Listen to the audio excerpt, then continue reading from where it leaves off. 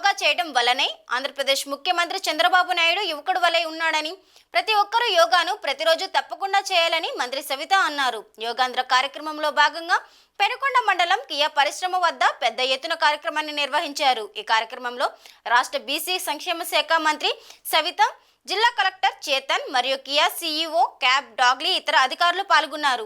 మంత్రి సవిత మాట్లాడుతూ యోగా అనే ప్రక్రియ ప్రతి మనిషి జీవితంలోనూ ఒక భాగం కావాలని, రాష్ట్ర ముఖ్యమంత్రి చంద్రబాబు నాయుడు ప్రతిరోజు యోగాను తప్పనిసరిగా చేస్తాడని, అందుకే అతడు నవ యువకుడులా కనపడుతున్నాడని, ఎంత సమస్య వచ్చినా ఎటువంటి ఇబ్బందులు కలిగినా యోగా చేయడం వల్లే ముఖ్యమంత్రి రాష్ట్ర అభివృద్ధిని ముందుకు తీసుకెళ్తున్నారని అన్నారు.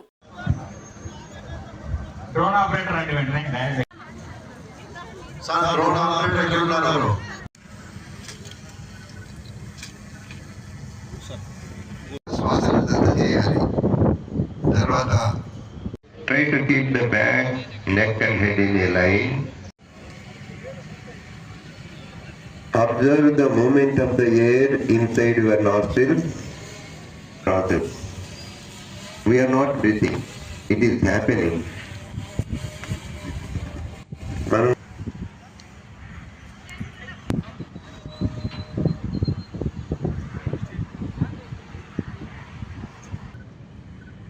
Aware of the changes happening in the neck area. Continue the process. నెమ్మదిగా చేయండి, గమనిస్తూ చేయండి. Let it practice. Relax.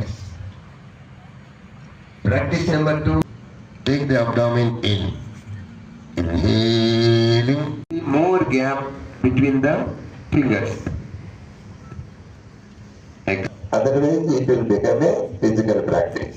We are not performing them down. Slowly bring them down. Relax for a while. Exhaling. Inhaling. Yoga చేయడం వల్లే మన యువకుడు అనాలి మన ముఖ్యమంత్రి చంద్రబాబు నాయుడు గారిని. 75 సంవత్సరాల యువకుడు యోగా చేయడం వల్లనే ఏదైనా కానీ ఏకాగ్రతతో కావచ్చు, విజనరీ కావచ్చు, ప్రశాంతంగా మనం ఈరోజు ఆయన ఆరోగ్యంగా ఉన్నారంటే మనందరికీ రోల్ మోడల్ ఎవరంటే మన ముఖ్యమంత్రి గారనే విషయం కూడా మీకు తెలియజేస్తున్నాం. ఎందుకంటే ఈరోజు ఆయన ప్రతిరోజు యోగా చేస్తున్నారు. ఎంత ప్రెషర్ వచ్చినా ఆయన తట్టుకోగలరు, ఎంత ఆనందం వచ్చినా ఆయన తట్టుకోగలరు. విజన్, ఈ రాష్ట్రాన్ని ఏ విధంగా అభివృద్ధి చేయాలి, రాష్ట్ర ప్రజలు ఎలా బాగుపడాలన్నది చంద్రబాబు నాయుడు గారి కష్టం. కాబట్టి మీరు అందరూ ఖచ్చితంగా మనం యోగా చెయ్యాలి.